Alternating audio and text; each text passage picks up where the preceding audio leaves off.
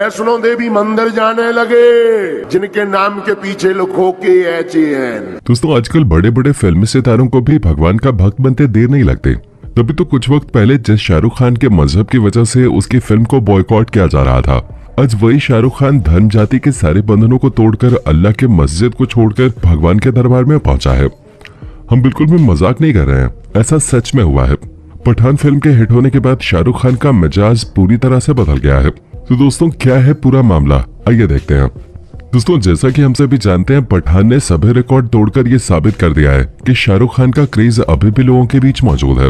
तभी तो फिल्म अच्छी हो या बुरे, इसे देखने वाले लोगों की गिनती बढ़ती चली जा रही है। और वो दिन दूर नहीं जब पठान फिल्म सभी रिकॉर्ड तोड़कर भारत की सबसे ज्यादा कमाई करने वाली ऑल टाइम मूवी बन जाएगी। अब इतनी बड़ी बात है तो शाहरुख खान का खुश होना तो लाजमी है, क्योंकि कुछ दिनों पहले उन्हें ये डर सता रहा था कि कहीं बॉयकॉट की आंधी उनके करियर को उड़ा न ले जाए। 4 साल बाद किसी फिल्मी पर्दे पर दिखाई देने वाली शाहरुख खान की इससे पहली वाली जो फिल्में थीं, वो सभी कुछ खास कमाल नहीं दिखा पाई। हालांकि शाहरुख खान अपने फैंस के चलते थोड़ी बहुत कमाई कर ले रहे थे, लेकिन बहुत लंबे समय से किंग खान वाला जादू देखने को नहीं मिल रहा था। और अब पठान फिल्म हिट होने के बाद शाहरुख खान वापस से फॉर्म में आ गए हैं।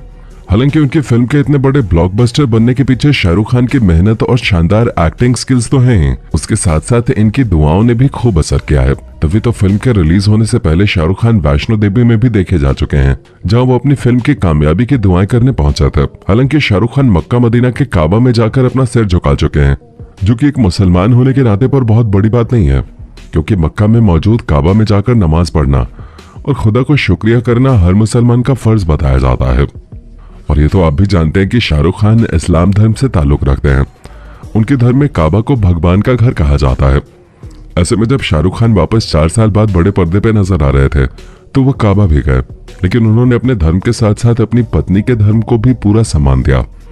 तभी तो काबा जाने के कुछ ही दिनों के अंतराल में शाहरुख खान वैष्णो देवी भी पहुंचे, जहां उन्होंने माता से ये कामना की कि उनकी फिल्म हिट हो जाए।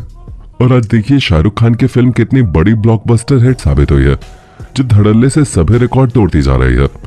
एक हफ्ते के अंदर 600 करोड़ की कमाई करना कोई मामूली बात नहीं है। और अभी तो बस शुरुआत है, ये फिल्म क्या क्या रंग दिखाएगी ये भी देखना बाकी है। लेकिन जब से फिल्म आई है, शाहरुख खान की खुशी का कोई ठिकाना नहीं है। वो हर मंदिर, हर दरगाह में जाकर भगवान और अल्लाह का शुक्रिया अदा कर रहे हैं। और खबर तो ये भी आ रही है कि शाहरुख खान बागेश्वर धाम भी पहुंच गए हैं, जहां वो बालाजी महाराज को धन्यवाद कह रहे हैं। वैसे दोस्तों इसमें कोई बहुत बड़ी चौंकाने वाली बात नहीं है, क्योंकि अभी हाल ही में जब अमिताभ बच्चन की बोमन ईरानी और अनुपम खेर के साथ ऊंचाई नाम की फिल्म रिलीज हुई थी, तो वो भी बागेश्वर धाम सरकार में देखे गए थे। एक वीडियो बहुत तेजी से वायरल हो रहा था, जहां पर अमिताभ बच्चन दरबार में बैठकर कीर्तन कर रहे हैं। और बीजेपी नेता मनोज तिवारी को तो बागेश्वर धाम सरकार के दरबार में नाच गाना करते हुए भी देखा।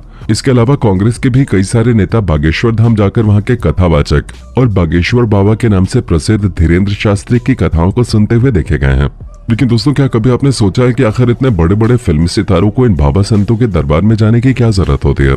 क्योंकि उनके पास तो सब कुछ होता है, तो फिर इस तरह के दरबार में जाकर वो माथा क्यों टेकते हैं? असल में दोस्तों ये सब कुछ सिर्फ और सिर्फ मन की शांति के लिए होता है। क्योंकि जिस तरह हम और आप जैसे मामूली इंसान छोटी छोटी जरूरतों को पाने के लिए भगवान को याद करते हैं, ठीक उसी तरह ये बड़े बड़े नेता और अभिनेता भी अपनी जरूरतों को पूरा करने के लिए भगवान के दरबार में पहुंच जाते हैं। फिर चाहे फिल्म का रिलीज हो या फिर इलेक्शन का टाइम हो, हर किसी को अपना उल्लू सीधा करना होता है। हालांकि किसी विशेष जाति धर्म से ताल्लुक रखने वाला इंसान अगर भगवान या अल्लाह के दरबार में जाए तो ये कोई बहुत बड़ी बात नहीं मानी जाएगी, क्योंकि हर कोई अपने अपने धर्म को मानता है। लेकिन शाहरुख खान का वैष्णो देवी पहुंचना और फिर उनका दरबार में पहुंचना ये अपने आप में बहुत बड़ी बात है। और अब तो कुछ लोग ये भी कह रहे हैं कि शाहरुख खान की फिल्म पठान इसलिए इतनी बड़ी हिट साबित हुई है क्योंकि वो फिल्म के रिलीज से पहले वैष्णो देवी गए थे, और फिल्म को इससे भी बड़ा हिट बनाने के लिए अब वो बागेश्वर धाम सरकार पहुंच गए हैं। पर सवाल ये खड़ा होता है कि आखिर बागेश्वर धाम ही क्यों इतने बड़े बड़े नेता और अभिनेता बागेश्वर धाम जा रहे हैं? आखिर वहाँ क्या ऐसा होता है कि हर कोई वहां जाने को बेताब है? बागेश्वर धाम सरकार की बातें और उनका चमत्कार क्यों लोगों को अपनी तरफ आकर्षित करता जा रहा है? तो दोस्तों अब तक तो आपको पता चल ही गया होगा कि बागेश्वर धाम सरकार यानी कि धीरेन्द्र शास्त्री कोई ऐसे वैसे शख्स नहीं है। मात्र 26 साल की छोटी सी उम्र में पूरी दुनिया को हैरान करने की ताकत रखने वाले धीरेन्द्र शास्त्री ने अब तक कई सारे चमत्कार दिखाए हैं। इनके दरबार की कुछ खासियतें हैं। पहली तो ये कि जो कोई भी उनके दरबार जाता है वो उनकी बातें सुनकर उनका दीवाना हो जाता है। ये नहीं चिकनी चुपड़ी बातें करके लोगों को अपना भक्त बनाने की कोशिश करते हैं और नहीं किसी तरह का झूठा चमत्कार दिखाते हैं। ये सिर्फ कथा करते हैं और लोगों की परेशानियों का हल निकालते हैं। असल में होता ये है कि जब कोई बागेश्वर धाम जाता है तो अपनी मनोकामना को पूरा करने के लिए और अपनी परेशानियों को दूर करने के लिए वो दरबार में अर्जी लगाता है। जिस किसी की भी अर्जी लग जाती है उसके बारे में धीरेन्द्र शास्त्री पहले से ही परिचय में लिख देते हैं और जब उसे स्टेज पे बुलाया जाता है तो सबके सामने धीरेन्द्र शास्त्री उसकी परेशानियों को पूछते हैं और वो शख्स वो चीजें बताता है जिसे धीरेन्द्र शास्त्री पहले से ही परिचय पे लिख चुके हैं। यानी कि ये भक्तों के दिल की बात जान जाते हैं और उनकी परेशानियों को दूर करने का हल भी बताते हैं।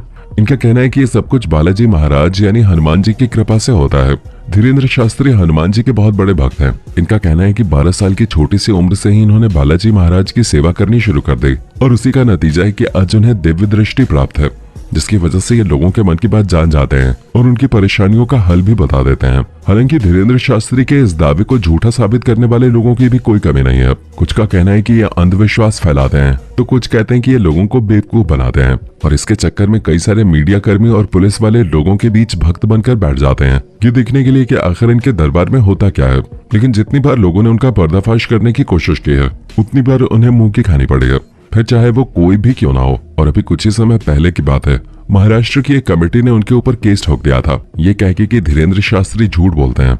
लेकिन फिर जब इन्होंने उन्हें अपने दरबार में बुलाया और अपने चमत्कार दिखाए तो उनकी भी बोलती बंद हो गई। इन्हीं सब कारणों से धीरेन्द्र शास्त्री का सिक्का चलता जा रहा है। छोटे से लेकर बड़े तक हर तरह के लोग इनकी वाहवाही करते नहीं थक रहे हैं। टीवी से लेकर सोशल मीडिया तक हर जगह धीरेन्द्र शास्त्री छाए हुए हैं। जैसे ही इनकी कोई वीडियो सामने आती है वो तेजी से वायरल होने लगते हैं। लोग समझ ही नहीं पा रहे हैं कि आखिर इस शख्स में ऐसी क्या खास बात है कि लोगों के दिलों को छूता जा रहा है, जिसमें लोग धीरेन्द्र शास्त्री से जितना ज्यादा जुड़ते हैं उनके जीवन की परेशानियां और दुख उतने ही ज्यादा कम होते चले जाते हैं।